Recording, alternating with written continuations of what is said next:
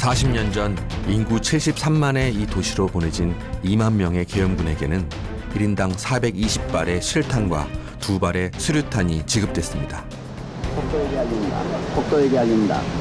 탱크와 장갑차를 앞세우고 총검으로 무장한 최정예 특수부대원들이 들이닥쳤던 그때 광주의 모든 외곽엔 바리케이트가 세워져 도시가 봉쇄됐습니다. 완전히 장악했다. 손을 들고 나오라. 이와 동시에 또 다른 차원의 봉쇄 작전이 은밀하게 진행됐습니다. 피가 흐르는 총칼을 감추고 모든 것을 야당 인사와 시민들의 죄로 돌리려는 추악한 시나리오.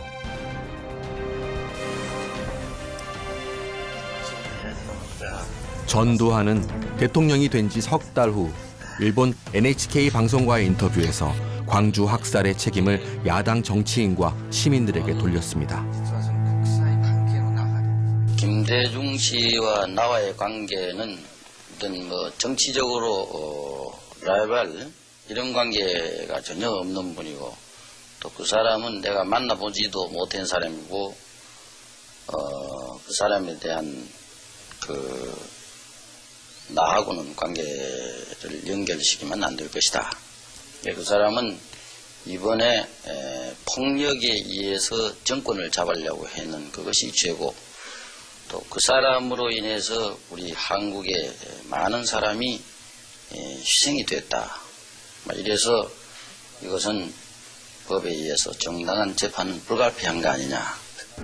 불순분자들에 의해서 조작된 기상천외한 온갖 유언비어는 지역 감정을 자극 선동을 해서 공과 시민을 이간시키고 방화, 파괴, 살상을 유도 끝내는 총기를 탈취한 무장 난동으로 광주 일원은 무법천지되고 하지만 그들의 각본에 균열이 생겼습니다. 5.18 왜곡 시나리오에 없던 이들이 나타났기 때문입니다. So the press conferences weren't that often. Yeah, the 26th gave their final interview to the correspondents. I had information out of Gwangju. Out of Gwangju. I don't say from Gwangju, but I say out of Gwangju.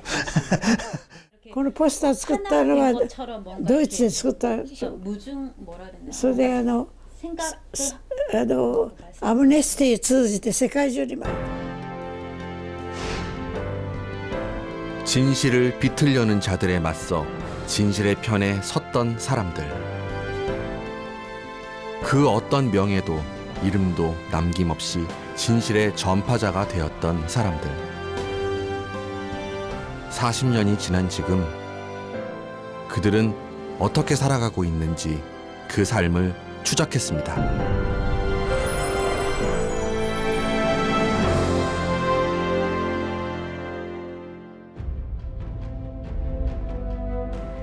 영화 택시 운전사를 통해 잘 알려진 위르겐 힌츠페터 기자. 5.18 당시 독일 제1공영방송 ARD/NDR의 일본 특파원이었던 그가 목숨을 걸고 취재한 영상은 전두환 신군부의 사륙과 만행을 전 세계에 알렸습니다.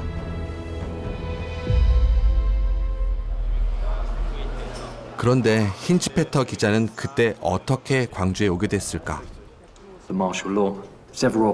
영화 택시 운전사에서는 힌츠페터 기자의 직감이 그를 광주로 이끈 것으로 그려졌지만 실제로는 결정적 제보자가 있었습니다. 신하이 선생님 쪽에 목사님 쪽에 중요한 자료가 많이 들어오고 그 신하이상이 또 다시 세계에 본보했다. 그 영화 택시운전수 영화에서는 다른 신문자 기자 이야기가 많이 나왔지만은 신하이상이 가지고 있는 자료도 만만치 않았습니다. 저는 그 영화를 볼 때까지는 그런 것보다 그분이 아니라 신하이상이 다 저는 느꼈던 그 정도로. 네. Constantly meeting every Wednesday, every week on all the issues.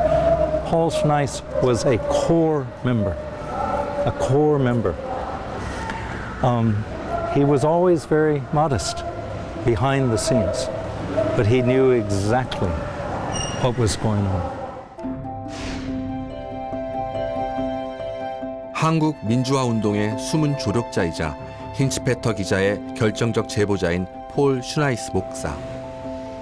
그에게 40년 전 광주의 경험은 어떤 의미일까?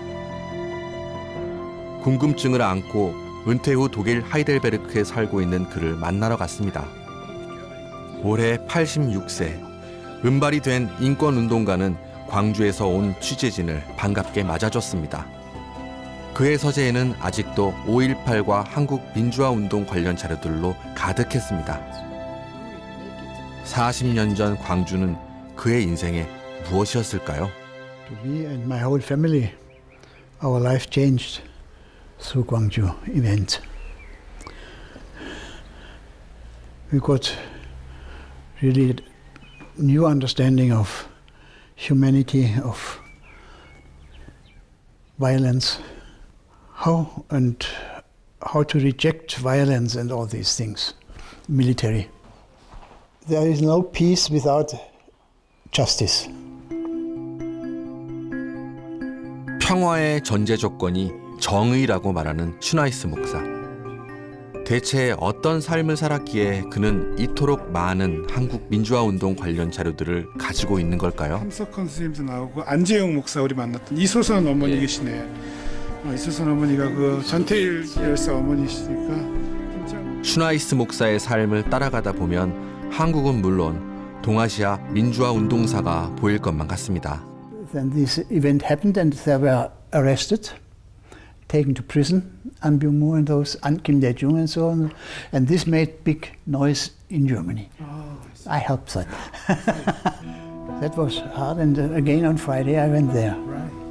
And I had to prepare. The main job was to get the two main jobs. One was attend the trial, and families were allowed with ticket.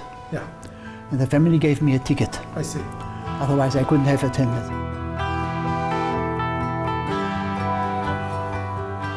누군가 지켜보고 있다는 걸 박정희 정권에게 인식시켜주는 것이 폴 슈나이스 목사의 주요 임무였습니다. Usually, I was the only foreigner sitting there in the courtroom and sitting first or second row. So the prisoners saw me when they came in and when they went out, and the judges also. Everybody, the CIA, sure. They saw me. And that was one important thing. The world is looking what you are doing. 한국 민주화 운동 인사들의 재판 참석만큼이나, 아니 어쩌면 그보다 더 중요한 임무가 바로 진실 전달자로서의 역할이었습니다. 한국 민주화 운동 세력의 목소리를 해외로 전달하는 것 말입니다. The other important thing besides attending the trial was the information, communication. Yeah. So, you know Sekai in Japan, the magazine, monthly magazine. Sekai. 일본은 물론 세계의 지식인들에게 한국 유신 독재 정권의 실상을 알렸던 일본의 진보적 월간지 세카이. 実はこれ世界ザワールドですね。世界っていう雑誌は、1945年つまり、日本が敗戦になった年の12月に誕生した雑誌なんですね。でこれは、当時の岩波書店の社長だった岩波茂雄という、これ岩波書店を作った人なんですけど、彼がやっぱり戦争への反省なんで、自分たちはああいう戦争を止めることはできなかったのか。 세카이의 연재물 중 한국으로부터의 통신은 단연 독자들의 인기를 끌었습니다. 보도 통제 때문에 박정희 유신 정권이 은폐한 한국 내 민주화 운동 세력들의 목소리와 국제 정세를 그 어떤 매체보다 정확히 알리는 담비와도 같은 글이었기 때문입니다. から韓国関係の情報を得てましたから、とにかく世界を読むという感じです。 작성자가 누구인지도 모르게 TK생이라는 필명으로 연재됐던 한국으로부터의 통신. 철통 같은 언론 통제망을 뚫고 감추고 싶은 독재의 치부를 생중계하듯 보고한 이 글은 대체 누가 어떤 경로로 상세하게 알아서 올리는 것일까? それが例えば印刷所に入った時に印刷所の中にもしかしたらスパイがいるかもしれないっていうんでその、原稿全部編集部特に安江氏がですねあとごく少数の編集部の人間が書き写して筆跡がわからないようにして入稿ってのはつまり印刷所に入れるってことですけどそういうことをやっていましたしこれリ先生差し上げます。いいですか? TK생에게 첩보전을 방불케 하는 전달 과정을 통해 온갖 자료를 전달한 사람은 바로 독일 동아시아 선교회에서 파견된 폴 슈나이스 목사였습니다. So I went from one room to the next room and collected the materials. And later at the hotel I copied them, photographed them, and so on. Tried to hide them in my clothing, in my shoes, or wherever. When I took this out to Tokyo, there was only one person I told everything.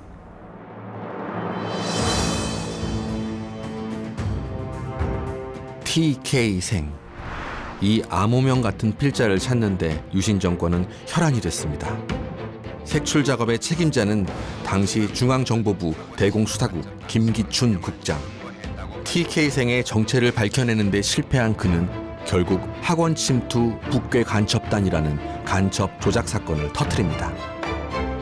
국교의 지령에 따라 모국 유학생을 가장하여 국내 잠입, 암약에 오든 북괴 간첩 일당 21명을 검거하여 구속 송치하고 관련 용의자를 계속 수사 중에 있습니다.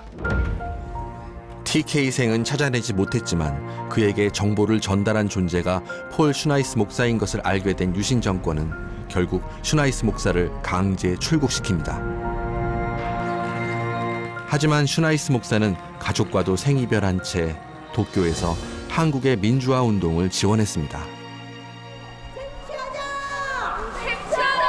당시 도쿄에서 슈나이스 목사와 함께 한국의 인권활동을 지원했던 데이비드 세터 화이트 씨는 40년 전 기억이 아직도 생생합니다. Our work in Tokyo through the KNCC and other supporting Christian organizations was to send word out around the world about human rights abuses, human rights trials, statements, and the dreams and aspirations for democracy. So Paul Schneis, Reverend Schneis Moksanim, was a very important person to help organize these activities. We worked closely together. I have great respect for Schneis Moksanim. 그러던 중 슈나이스 목사는 1980년 5월 17일 밤 서울에 있던 아내 기요코 여사로부터 광주와 관련된 긴급한 전화 한 통을 받게 됩니다. 군인들이 어디론가 가고 있다는 소식. And late in the night, there was curfew, you know. They heard big noise coming up from the street. Right. Looking out, they see military. Right. Military driving there. Right. Nobody on the street, that's normal. But why is this military there? What's going on? So they saw this and my wife called me right away. There's something going on. 그날 밤 서울 광화문 조선호텔 앞에서 기요코 여사가 목격한 것은 바로 전두환 신군부의 5.17 군사 쿠데타였습니다. 5월 18일 0시를 기해 지역 계엄을 전국 계엄으로 확대하고 계엄 포고령 제10호를 발표한 전두환 신군부는 언론, 출판과 방송의 사정 검열과 함께 대학에는 휴교령을 내렸습니다. 남침의 결정적 시기 조성을 획책하고 있습니다. 이 같은 중대한 시기에 일부 정치인, 학생 및 근로자들의 무책임한 경고망동은 이 사회를 혼란과 무질서, 선동과 파괴가 난무하는 무법지대로 만들고 있으며 전두환 신군부는 김대중과 문익환, 리영희 등 주요 인사들을 심야에 불법 체포하고 대규모 군 병력을 광주를 비롯한 전국에 보냅니다. 서울에 있는 부인 기요코 여사로부터 이 같은 소식을 들은 슈나이스 목사는 그 길로 자국 방송사인 독일 ARD 방송사의 도쿄 지국 사무실로 달려갔습니다. Did you go to the office? To the office of the ARD, yeah. I told them personally. Yeah. But with that information, I went to the ARD in Tokyo, German television. Right. And there the important person was not there. So I met some Hinz-Peter and others and so, and told them what is going on. They should go there. Something happening for journalists, very important and interesting. But Hinz-Peter had been in Korea before, so he knows a little bit about Korea. 슈나이스 목사가 ARD 방송 도쿄 지국에 가서 직접 제보한 5월 19일. 힌츠페터 기자는 곧바로 광주 취재를 준비합니다. 다음 날인 5월 20일 오전, 녹음 담당 기자인 해닝 루머와 함께 광주로 떠납니다. 이 과정에서 알려진 대로 택시 운전사 김사복 씨의 도움을 받았습니다. 마침내 광주 진입에 성공한 그들. 이들이 막막해하던 그때 또 다른 외국인들이 구세주처럼 나타났습니다. 직접 광주를 보았고 광주의 증언자가 되기로 한 미국 평화봉사단원들입니다. 전남대병원 옥상에서 찍힌 이 한 장의 사진에는 광주의 상황을 알리려 뜻을 모았던 진실 전파자들의 모습이 한데 담겨 있습니다.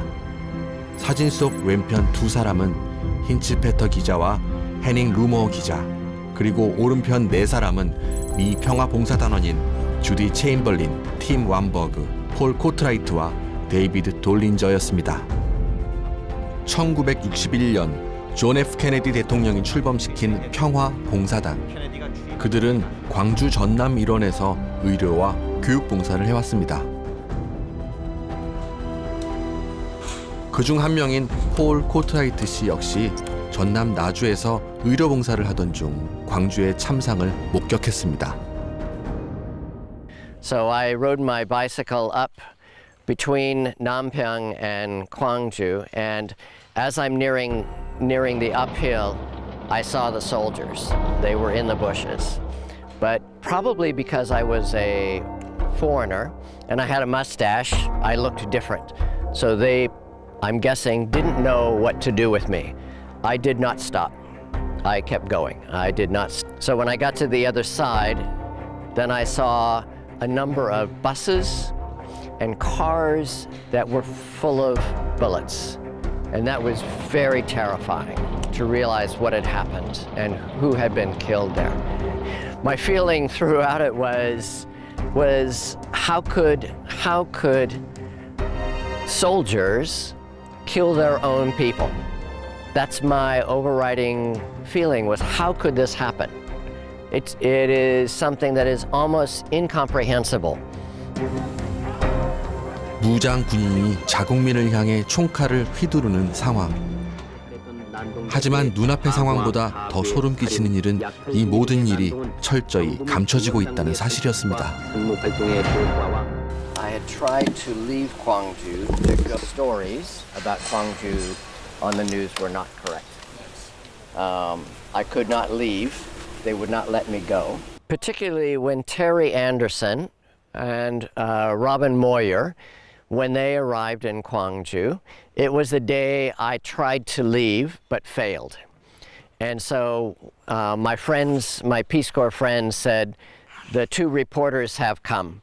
And so we all met with them that night at a little hotel near the Docheon. So we agreed that we would translate.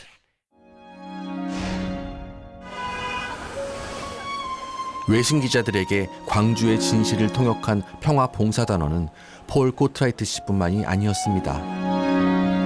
광주의 끝까지 남아 외신 기자들을 도왔던 또 다른 사람. 그를 만나기 위해 미국 메릴랜드주 매드웨이시로 떠났습니다.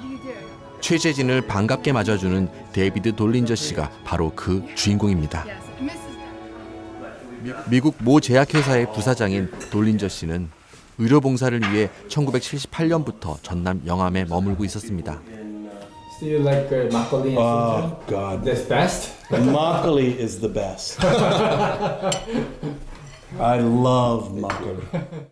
No, and the thing is, Yeonam is the center of Sangnakji. Wow, right. Right. It's, that was where the majority of it was caught.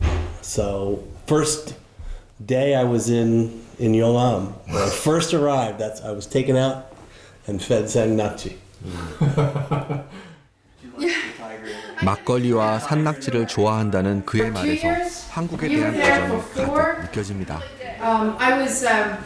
1980년 5월 그가 광주에서 본 것은 무엇이었을까요? 국민을 지켜야 할 군대가 자국민을 학살하는 처참한 현장이었습니다. That it was so swollen up, it didn't look like a human head.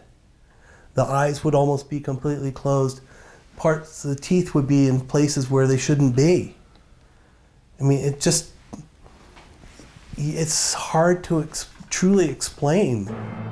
아직도 한국에서 5.18 때 계엄군의 헬기 사격을 두고 논란인 것을 안다는 그는 자신이 헬기 사격을 직접 본 목격자라며 당시 상황을 설명합니다.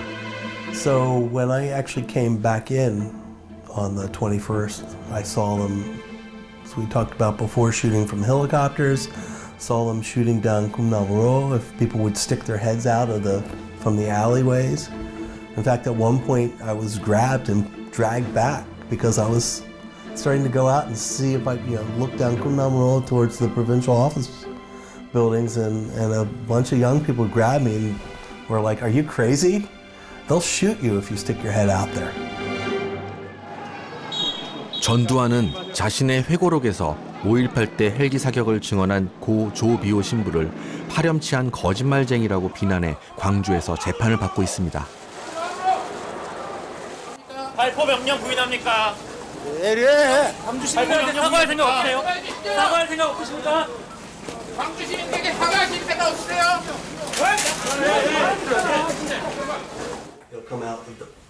이처럼 전두환이 극구 부인하고 있는 5.18 헬기 발포 사건의 목격자를 먼 이국 땅에서 40년 만에 발견한 셈입니다. 우리는 그에게 보다 구체적인 상황을 물었습니다. The next day, at one of the hospitals I was visiting, we actually saw people that had been shot in the shoulder and that had exit wounds for the bullets down by their hips. And it's almost impossible unless I'm over top of you to have that kind of wound.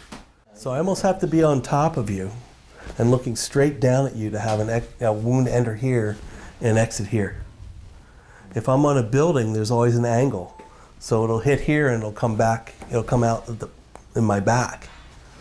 So you have to almost be, right on top of someone to have that kind of wound. And also you saw that helicopter shooting. And I saw actual shooting from the helicopters. 차마 눈뜨고 보기 힘든 광주의 참상. 이를 목격한 돌린저 씨는 놀라운 선택을 합니다. 외신 기자들의 통역을 도우며 광주에서 무슨 일이 있었는지를 전 세계에 알리기로 결심한 겁니다.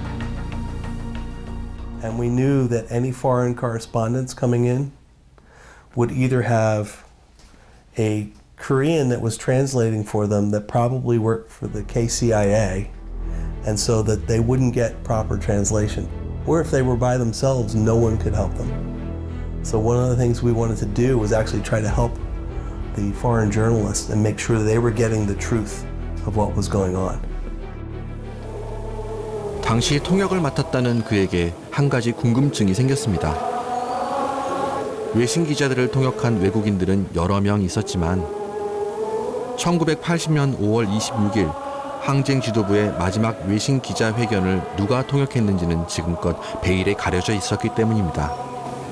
죽음을 각오하고 전남 도청에 남아 싸울 것을 밝혔던 윤상원 대변인의 마지막 외신 기자회견은 브래들리 마틴 기자 등 외신 보도를 통해 광주 항쟁의 정당성을 널리 알렸습니다.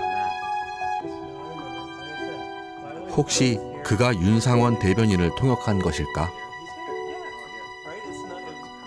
Yes, no, I remember him. Like I said, I always found his hair to be very interesting. Right? Yeah. His hair to always, when I first saw him, I was like, his hair? His hair, yeah. Oh, yeah. Right? It was curly, and it was like very un-Korean. I'm like, wow, that's pretty cool. 윤상원 대변인의 마지막 발언도 똑똑히 기억하고 있었습니다. And at one point, you know, in some of the conversations he said, look, I'm willing to give up my life if I know it can have impact and have Korea start to become a democracy. And that was part of the information that we were giving to the foreign correspondents, that, you know, there are this group that are willing to die for what they believe in.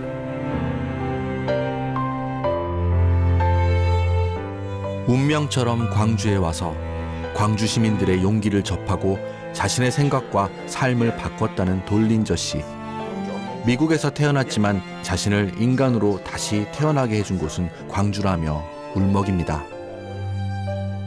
I mean, to me, that's one of the most amazing things to have ever witnessed. Because I can tell you, if we walked around the U.S. right now, you'd see very few people that are willing to lay down their life for what they believe in. Because in a lot of ways, Gwangju is where I was born. Right? That's where I became a human being, by witnessing what happened and by seeing the people there. So to me, that's my birthplace. 1980년 7월 미 평화봉사단원들이 직접 유럽의 통신사를 찾아가 광주를 증언합니다. AFP 통신은 그들의 발언을 토대로 광주 항쟁 관련 보도를 합니다. 그러자 전두환 신군부는 주한 미 대사관에 항의를 하고 가명으로 언론사에 제보한 평화봉사단원을 찾아 나섭니다. 미 평화봉사단원의 광주 사태 허위사실 유포에 대한 조치 및 대책, 회의록 등 각국 대사관에 보낸 외교부 문서에는 그날의 진실을 덮으려는 자들의 초조함이 담겨 있습니다.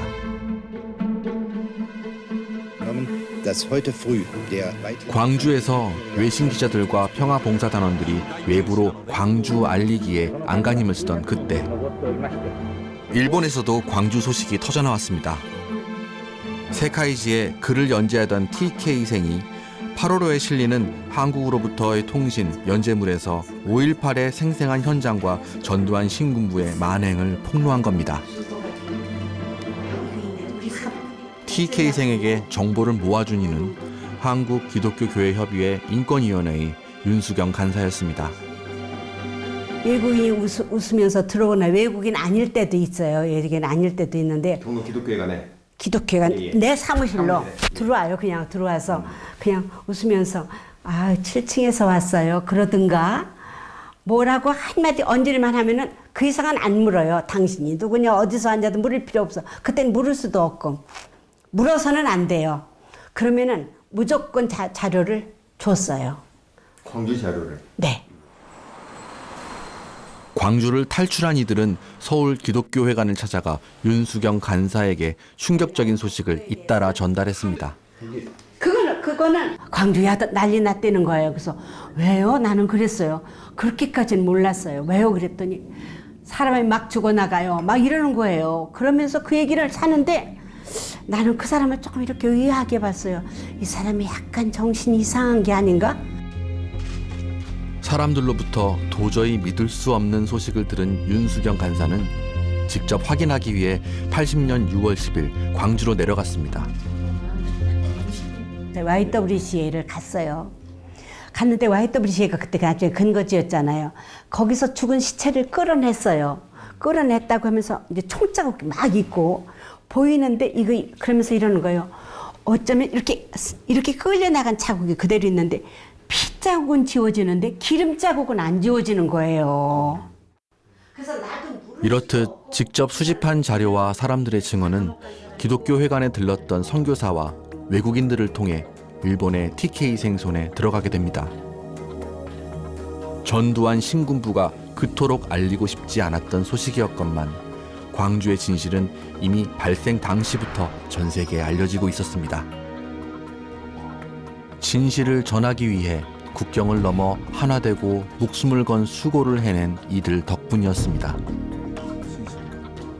수많은 사람들의 연대로 모아진 진실의 자료들을 장장 15년 동안 비밀리에 집필해 나갔던 필명 TK생을 만나러 경기도의 한 요양병원으로 향했습니다. 사상계 전 주간인 지명관 전 한림대학교 석좌 교수. 1973년부터 1988년까지 15년 동안 TK생으로 살아야 했던 그의 존재는 2003년에야 비로소 세상에 드러났습니다. 광주의 진실을 물어다준 개미떼들과 함께 진실의 기록자로 살았던 그에게 그날은 어떻게 남아있을까요?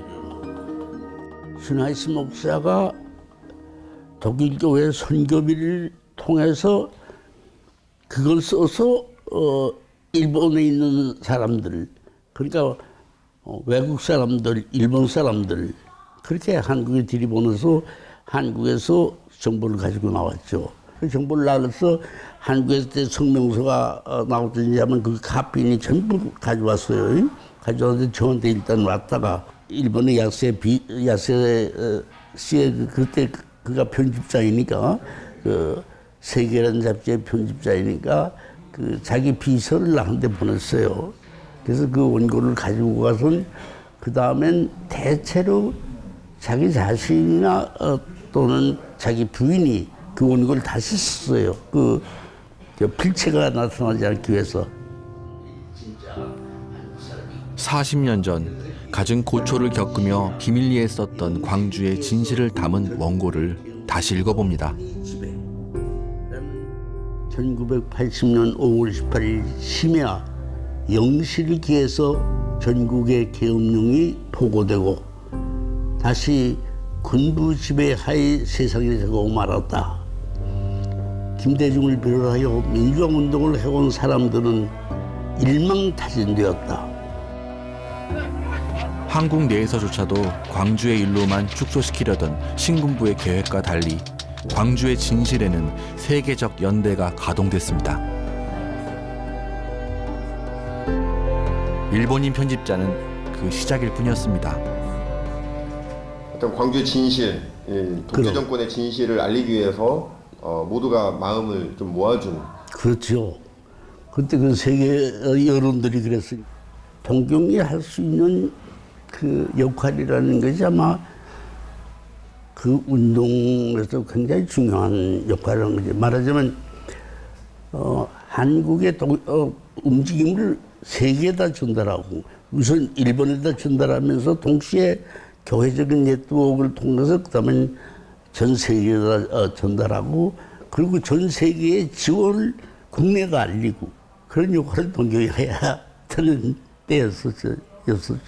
굉장히 뭔가 역동적인 그런 그 정보의 흐름이 느껴집니다. 그렇죠, 그렇죠. 참 지금 찾아보면 저는 세계 혁명사에서도 둘게 국제적인 연대를 형성해 갔던 시기다 이렇게 생각을 하는데요.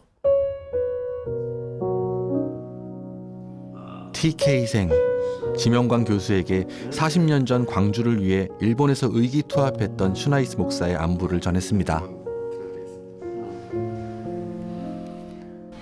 이거 옛날 멀었다.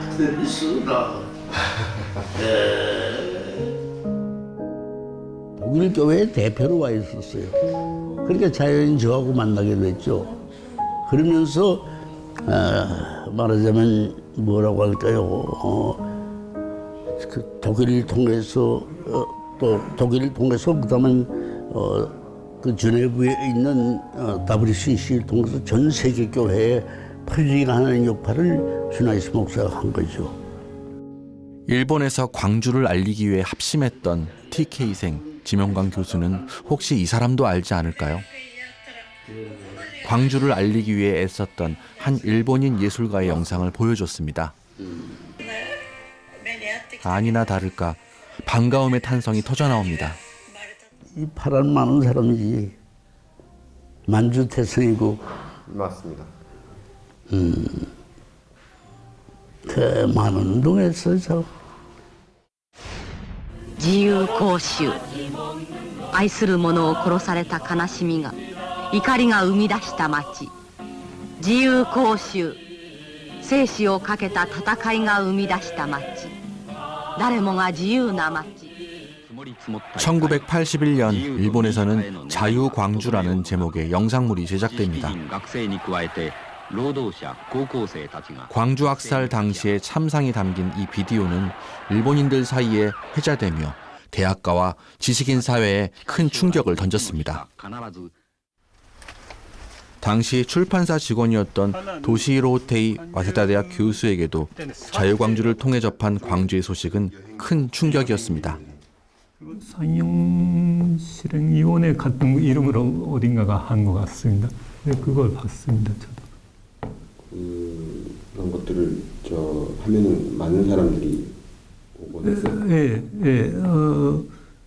많은이라고 해도 뭐 지금 한국 영화가 상영돼서 파라사이트가 지금 대히트하고 있는 그런 것이 아니라 시민운동 차원이지만은 그래도 회장 이변명 들어가는 교실 같은 곳에서 거의 10,000원이었습니다. 그러니까 그 당시로서는 아마 히트라고 하면 좀 이상하네. 관심을 간 작품 영화였던 것 같습니다. 26분짜리 비디오 테이프 자유광주에는 광주의 고통과 진실을 담은 판화가 등장합니다.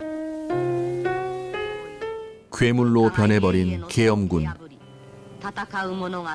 죽은 자식을 끌어안고 오열하는 어머니 모습은 마치 미켈란젤로의 조각상 피에타를 연상케 합니다.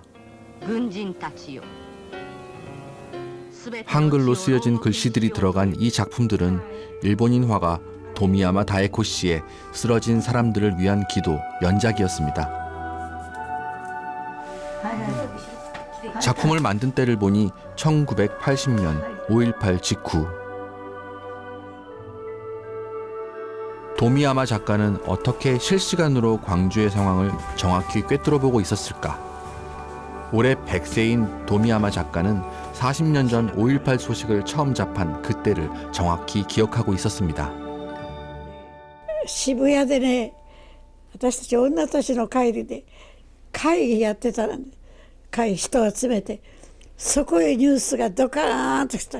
うわーって歓声になった。だって新聞が、朝日新聞がこれだけのページあったら、ここまでが感じですよ。これぐらいが。日本のことだってあんなに大きく伝えないぐらい、毎日毎日感じの出来事が大きく埋めてたの。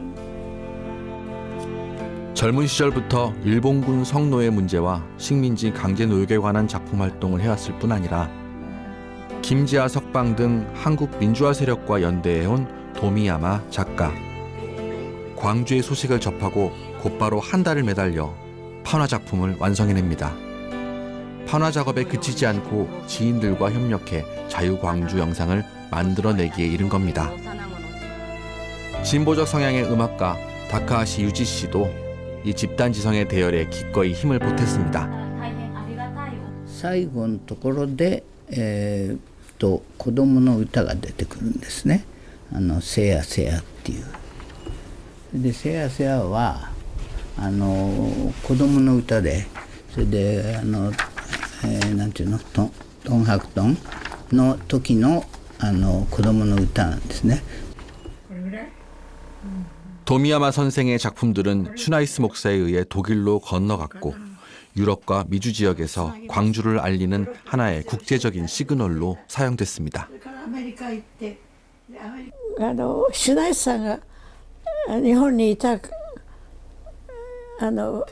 いましたから、シュナイスさんがすぐこれをドイツ行ってこれにしたのね。 반인륜적인 학살, 역사적 진실의 왜곡에 저항하는 협력과 연대가 광주와 일본을 그리고 독일과 미국을 연결시킨 겁니다. 그들은 왜 모두가 TK생이 되어 또 힌츠페터가 되어 광주를 기록하고 그것을 세계에 전달했을까요? 강력한 미일 한국 군사 정부가 연결되어 있는 연결된 쇠사슬을 깨치기 위한 그 시민들의 연대를 잘 알고 있기 때문에 그들하고 관계에서 말하자면 새로운 가능성을 발견하고 감동하면서 하고 있었으니까. 광주를 위해 헌신한 그들에게 광주는 5.18이 일어난 지 40년이 지난 지금까지도 목이 메는 이름입니다. To be moved by the passion of the Korean people, we could not be quiet. Of course, we were passionate. The spirit of Gwangju resonates around the world. So to me, that's my true birthplace. You know, I was born here in the U.S., but I became a human being in Gwangju. 素晴らしい伝統を持ってると思います。その伝統がよく伝わるように。 그 어떤 보상도 대가도 인정도 바라지 않고 말입니다. 광주 사람들을 위해서 이렇게 많이 노력하셨는데 정작 그 당사자인 광주 시민들은 교수님의 존재라든가 이런 것들 아는 사람들이 많은 것 같지가 않습니다. 서운하진 않으세요? 그럼 뭐 나는 그게 주어진 운명이라고 생각하지 별로 거기에 대해서는 이렇다는 생각이 없어요. Even they don't know you are much activity in No, your not life, necessarily. but, Not necessarily. More important people are there. 아유, 없어요. 죽은 사람이 있는데 내가 뭐가 서운해.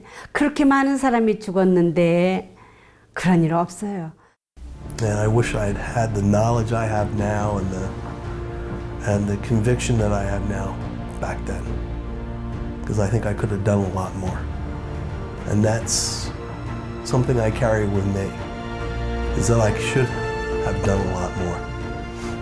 And, you know, I ask for forgiveness all the time from the people of Gwangju. That, you know, they'll forgive me for not giving more than I did.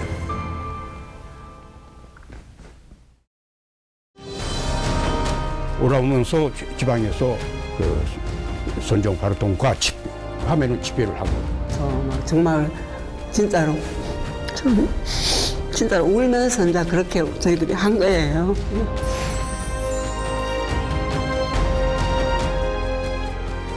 윤한봉 선생님이 얘기하는 광주가 닦는 거다. 자기 그거 됐을까?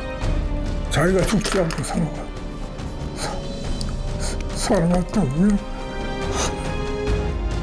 사랑도 명예도 일체의 부귀영화도 멀리한 채 맨 홀몸으로 이렇게 걸어온 삶을 우리는 마음에 새깁니다. 기억투쟁이라고 그러는데 망각을 부추기는 세력과의 싸움일 수도 있고 나 지금 잘 살고 있는 걸까? 라는 생각이 들 때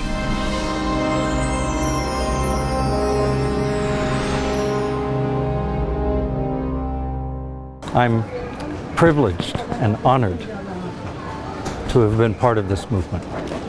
自らの力で戦い抜いた市民たちよ。広州は今みんなの手で守られた。 To inform about these small things, what's happening, yeah. ああ幹事よ、武藤さんよ。死と死の間に血の涙のみを流す我らの永遠なる青春の年よ。He was willing to make the sacrifice. We need people to live, because that's how this can be carried on, is the people that actually survive and carry this further.